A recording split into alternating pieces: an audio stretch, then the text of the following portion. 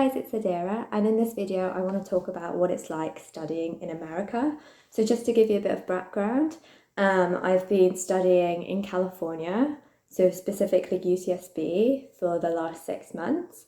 I'm having a really great time. So this video might be a little biased just because I really enjoy it here, but I'm trying to give a very honest, open opinion about what it's like here. So I wrote a list because I don't want to miss anything. So I'm going to start off with the cons sort of thing, and then I will talk about the positives, so we end on a high. So the kind of cons are just major differences here is that they have a quarter system in their education. So back in the UK, it's more terms, and you take the final exams right at the end of the year. You might have one or two midterms or something like that, but most of your exams is done in a study period where you have study leave and it's right near the end of the year. Here you don't really have that. You have, in terms of quarters, imagine if you had for example, fall quarter was from September/October to December. So you'll have 10 weeks of learning the courses. And then after, on that 10th week, you will take a final exam, but you will also take a midterm exam halfway through it. So 10 weeks doing a course, and within that you're studying for not only one final exam, but another one in between.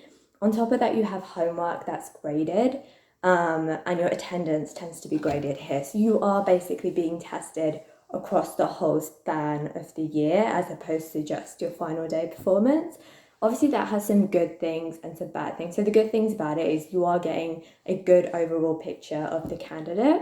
There's some kind of debate about whether exam season in the UK, it's really dependent on your performance on that one day. It's not looking at the student of how good they were throughout the entire year. So I guess you could argue it's a more well-rounded approach. That was definitely my belief before I came. But when I came here, I'm going to be honest, it's a lot more intensive. This whole midterm final exam thing is a lot more intensive than you think, than it first comes across. So I think just kind of being wary about that, that it is a different system here. To do with that is a lot more deadlines. So like I said, your homework is graded, so you've got to make sure that you're doing extremely well regularly, and you get homework you could get homework on Monday and then it's due on Wednesday.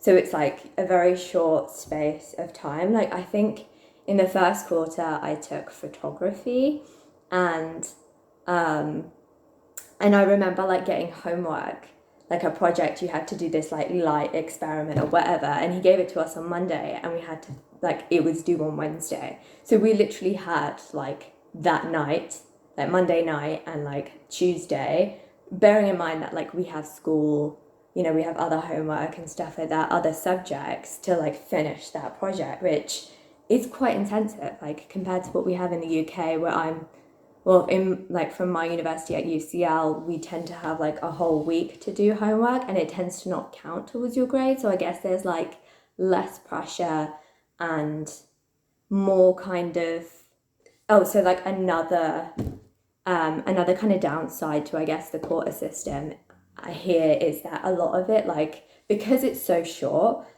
you have to kind of memorize as much as you can. Whereas in the UK, because it's you've got such a long period of time before that final exam, you can really focus on trying to understand the concepts. I felt UCL was a lot more like that, where it's it's more intuitive, and they would really push actually understanding for example, when we did maths courses, it'd be really understanding, why do we do this to the formula, why do we do this in a proof and stuff like that. So I think it's a more in-depth sort of experience when you're getting education back in the UK. But the good thing about it here, and it's what I was going to talk about in the other half of the video, was that the good thing about it here, because it's a quarter system, it's 10 weeks, blah, blah, blah, you're getting a wider range of education. So to make up for that, I guess, the lack of depth,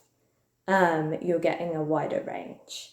This is more not really to do with the education, but I would just say like overall America's experience. But there's a huge dependency on cars and like being able to drive. Like, don't get me wrong, I can't drive and I'm doing fine. But it would be so much easier if I was able to drive. Things are just a lot further away. You can't like, it's kind of strange here if you like walk to the shop, like your local shop. So back in the UK, like I could literally walk outside of my accommodation and be at a shop within 2 minutes. Here it's like within 2 minutes you will get to your car and then you would drive. So there's a huge car dependency, and at the start that was like a bit of a shock to deal with. Like there was more dependency on Ubers and stuff like that, but you do get around here. You know, you work out different ways. Like I got a bike that helps me bike around campus, which was like super important here. I think I mentioned it in my first video about like UCSB's bike culture is just massive. So there's also that. So there's a huge car dependency. So if you can drive, or if you're like, you still got a year before you come here or whatever, if you can manage to learn to get a license, it is super, super handy. Like you will be the MVP, trust me.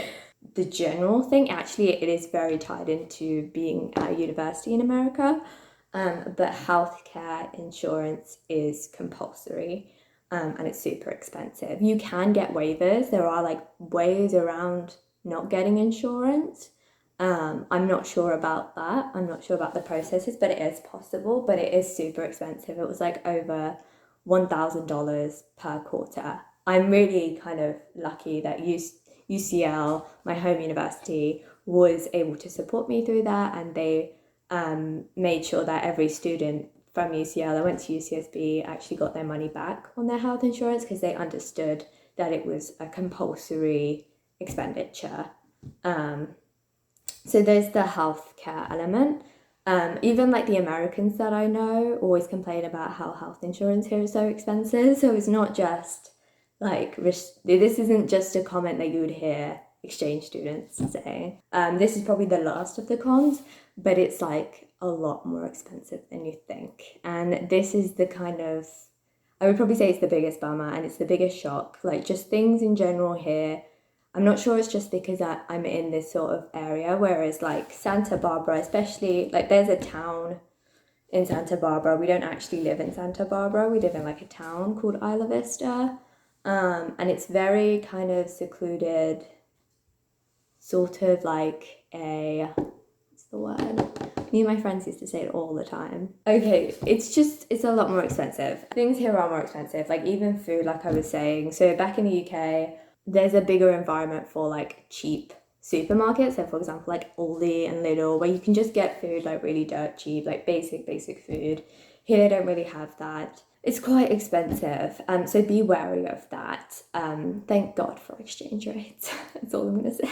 So yeah, it's expensive in like just in quite a lot of things. So like the food, and also like tests here at UCSB. We have to buy the test paper that we're gonna have, and okay, yeah, it's like $1, $2, but it's just a bit different. Like, you know, like in the UK education system, like you don't pay for like your test paper and stuff like that. So, and also like textbooks here, there's like certain courses here where the textbooks are like extortionate. So obviously, you know, like we're students, we know that there's ways around it. You can get PDFs, you can go online, you can do whatever. But like here, that there's like some courses, they're on it. Like I took an accounting course in the first quarter, and you had to pay, I think I was like $160.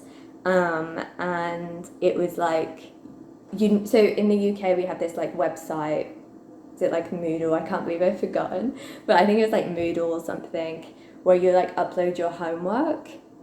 So we had to get the textbook, and it had to be brand new. You couldn't have like used one, because there's a specific unique code in the textbook which allows you to make an account into that Moodle where you can submit your homework. So, and the homework gets graded, remember? So there's like no way around that system. It's really annoying. But obviously, I mean, like, it's not every single course. You could just not take that course. You could just drop it. So, like, here you can have like, it's like a very, when you're picking courses, it's like it's a bit more messy as well. But again, like there are ways around it. So don't let that prevent you from coming. Like I don't think any of these things, I'd wish I'd known these things before I came, but it would still not stop me from having come here. So onto the kind of more positive sides. Here, school life, I honestly think that the students here have a more balanced life. And what I mean is, like, I don't know about you guys, but when I was a student back in the UK, like, all I cared about was studying, grades, like, that is it. Like, I didn't really have hobbies, I didn't really go traveling. It sounds really sad now. But that was, like, all I did. But here there is, like, you can still be that person that gets good grades, but you can also be that person that goes traveling on the weekends or goes surfing in the afternoon and stuff like that. So they have more of a balanced life. Here, I feel like when I was here, I felt more like a college student in that sense, like because I had more hobbies and interests and was able to get involved with them. Another great thing about America is that people are really friendly here. You know, I remember there was this video that there was this presentation that we watched before we came to the US, and it was like advice on like life in America, and the guy was like, oh, so you know, because like, we're all from like London and stuff like that, and he was like, when someone smiles at you in the middle of the street, dig really deep, smile back.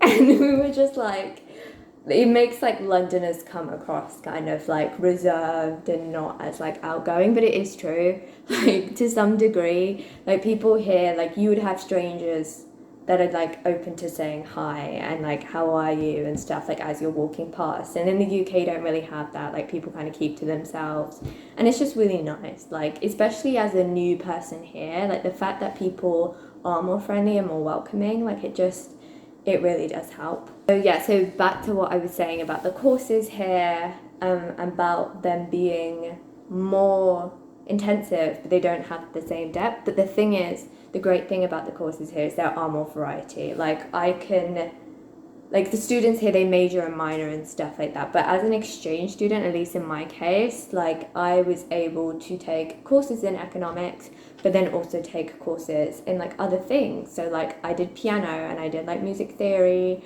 I did yoga, I did sailing. I did sailing as a course. Like that's pretty unheard of, and it's pretty unique, and it's pretty freaking awesome. So you get to like get involved in more things, which is just great, because then you can expand your horizon. I'm an economics student, so I know the whole system of how to do well in an economics exam. Like it's the same grind, like past papers, you get these formulas, it's same old, pretty much. But when you do something like music theory or just like piano, it's like a different sort of learning, because it's like, for example, piano, it's like you have to put the practice in on a daily basis. You can't cram for a piano exam like the way you can cram for an economics exam, or you can just, not that I do this, but like you could in theory like stay up all night and memorize keywords and blah blah blah, but you can't, you know, learn a piano piece if you're a beginner. Like you can't learn a piano piece in like just the night before. Like you have to put in the daily practice. And just music theory in general, like it's just I felt like it was just a different type of learning as well, and that was really great because it pushed me to learn in a different way. So the content here, like I was saying, so it was like more intensive, but they didn't have the amount of depth that the UK did in their courses. But also kind of, I guess you could say, the benefit, because they're like shorter courses in some sense, they're also easier in terms of content. Like the economics we study here is like way easier than the economics we study back in the UK.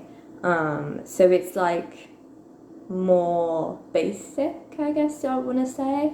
And then just a great thing about in America, what I really, really love is that there's just so much nature and there's so much variety in like the terms of the environment. Like you can literally get in a car, drive up to somewhere where it's snowing, or you could drive up to somewhere where you can ski or where you can surf, and like I think that's incredible. Whereas like with the UK, it's just kind of like you just walk in rain pretty much. Like there's less variety. I'm not saying that there isn't variety, but there's just less so. They really do have it all here in America, and it's really incredible. So hopefully it sums it up. If you guys have any questions, then do leave a comment or anything you want, and I'll be more than happy to answer them. I hope this helps, and I hope you guys have a great day.